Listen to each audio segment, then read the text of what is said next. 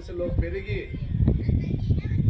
నక్సలైట్లో ఉండి ఈదుమూడి గ్రామంలో మన కులం వివక్షతో మన వాళ్ళపైన దాడి చేస్తే 16 మందితో 10 మందితో స్టార్ట్ చేసిన ఉద్యమం భారతదేశ చరిత్రలో ఎక్కడ లేనటువంటి ఇదిగా మందకృష్ణ మాదిరి వైపు చూస్తున్న ప్రతి పార్టీలు దానికి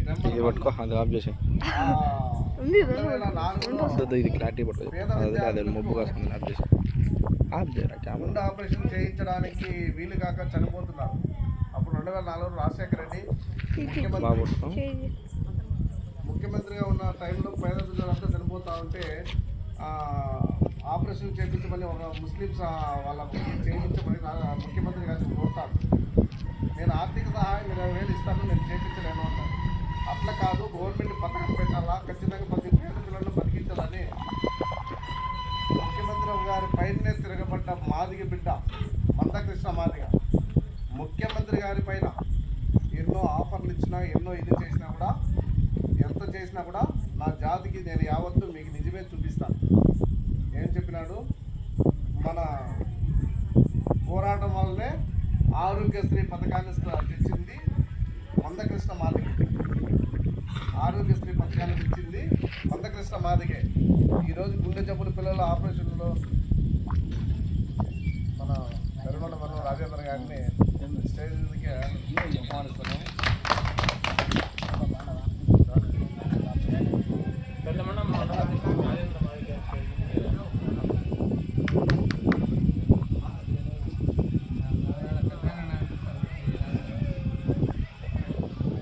అన్న చెప్తాను ఉదాహరణకు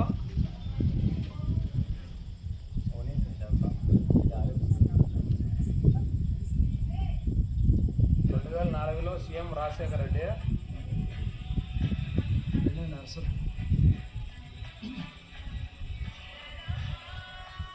ట్యాంక్ బండ్ల పైన చనిపోయిన పిల్లలతో ట్యాంక్ బండ్ల పైన కిషన్ రెడ్డి ఆయన ధర్నా చేస్తే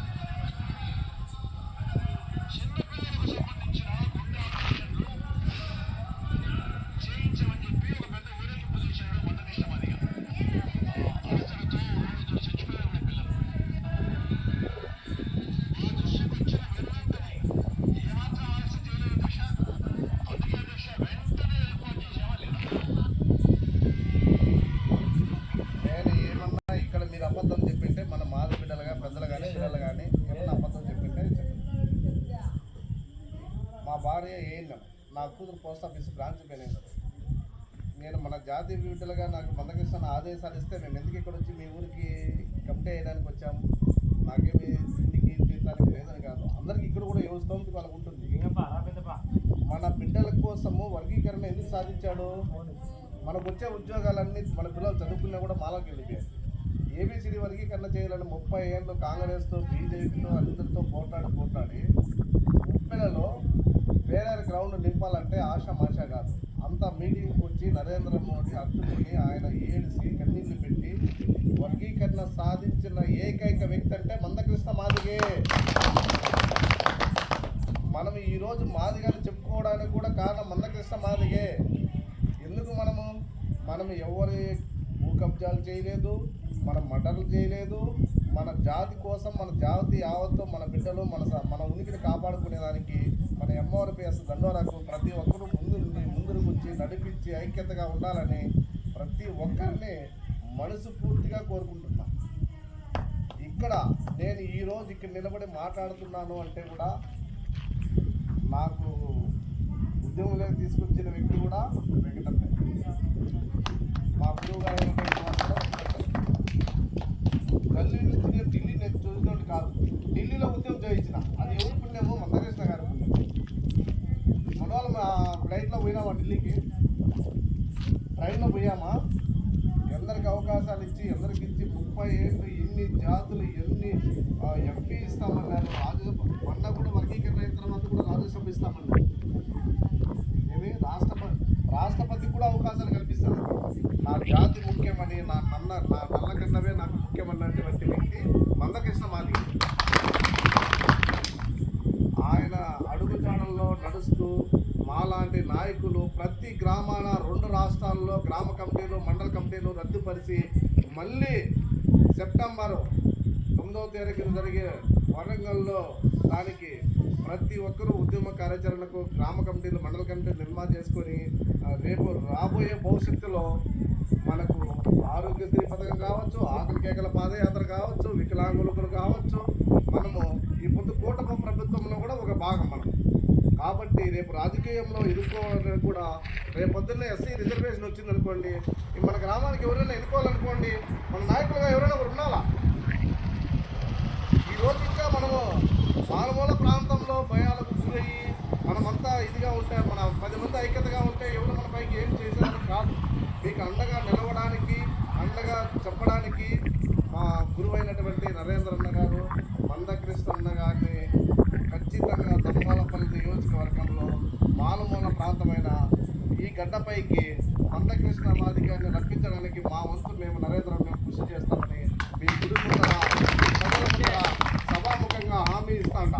ఖచ్చితంగా ఎందుకు హామీ ఇస్తున్నాము అంటే, మా జిల్లాకు రావాలంటేనే మేము ఎంతో ప్రయత్నిస్తే కాదు, ఇంత ఉత్సాహంగా మీరేదో ఒక జెండా దిమ్మి ఏర్పాటు చేసుకొని బ్యానర్లు కట్టుకొని ఒక 40 కుటుంబాలు మీరు ధైర్యంగా నిలవడానికి మా వంతు మేము ఇక్కడ మాజీ మండల అధ్యక్షుడు అయినటువంటి మన్నన్న గారు కానీ, వెంకటప్పన్న కానీ, సూర్యన్న కానీ, శంకరన్న కానీ మేమంతా మా సాయశక్తులను కృషి చేసి అన్నను రప్పించడానికి మా వంతు కూడా మేము డేట్ ఇస్తాం.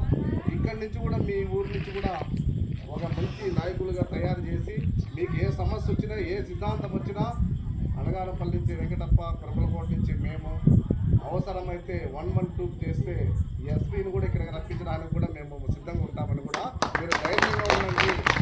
మీరు ఏమి ఐదారేపడాల్సిన అవసరం లేదు. ఈరోజు మనం ఐదారేపడి ఉంటే ఇంతమంది నాయకులుగా మమ్మల్ని తయారు చేయడానికి మందకృష్ణ మాదిగ గారి అడుగుజాడల్లో నడిచి నేను మండల అధ్యక్షుడు అయిన తర్వాత కంచర్ల ప్రభాకర్ రెడ్డి గారి మనిషి రాఘవరెడ్డి అనే వ్యక్తి ఎస్సీలకు కడప క్లాస్లో లేఅవుట్లు ఇస్తా అంటే ఎంఆర్పిఎస్ వాళ్ళకి లేవద్దు అన్నాడు. అప్పటికప్పుడే అతని పైన కేసు పెడితే మన వాళ్ళు 500 మంది వచ్చారు పోలీస్ స్టేషన్. మన సంఘ నాయకులు 500 మంది, 2 లాయర్లు వచ్చారు. సోము సార్ మీరు వినే ఉంటారు. ఎక్కడ కూడా ఐదారైపడాల్సిన అవసరం లేదు, ఎక్కడ ఏది డోకా పడాల్సిన అవసరం లేదు. మీకు ఇక్కడ ముందు ఉండడానికి మాజీ మండల అధ్యక్షుడు కానీ, ఇక్కడ పెద్దలు కానీ ప్రతి ఒక్కరూ అందరూ నాకు చూస్తే ఇక్కడ మాట్లాడే దానివల్ల ప్రతి ఒక్కరిలో ఉంది. మీకు ముందుకు తీసుకురావడానికి నేను ఇచ్చిన హామీ రికార్డు చేసుకోండి. నేను ఇచ్చిన హామీ నెరవేర్చడానికి మా వంతు మా వెంకటప్పన్న కానీ, నేను కానీ, నరేంద్ర అన్న కానీ మందకృష్ణ అన్నను మీ ఊరి నడుబొడ్డుకి నడిపించి అంబేద్కర్ విగ్రహాన్ని మందకృష్ణ రావడానికి ఒక రీజన్ ఉండాలి. అంబేద్కర్ విగ్రహాన్ని ఆవిష్కరించేదానికి బండ్రేవు కాలనీకి తప్పకుండా మందకృష్ణ మాదిగ గారిని పిలిపిస్తాము. ప్రతి ఒక్కరూ కలుసుకట్టుగా ఉండి ఐక్యతగా ఉండి ఏ సమస్య ఉన్నా, నీటి సమస్య కానీ, కరెంటు సమస్య కానీ, భూ సమస్య కానీ, ఖాళీల సమస్య కానీ, పెన్షన్ సమస్య కానీ, యావత్తు ఏటు ఏది ఉన్నా సరే ముందుకు వచ్చి మేము సహకరించడానికి తప్పకుండా ఉంటామని ఇక్కడికి పిలిపించినటువంటి సభకు వచ్చినటువంటి గారికి సూర్యన్న గారికి కూడా ధన్యవాదాలు తెలుపుకుంటూ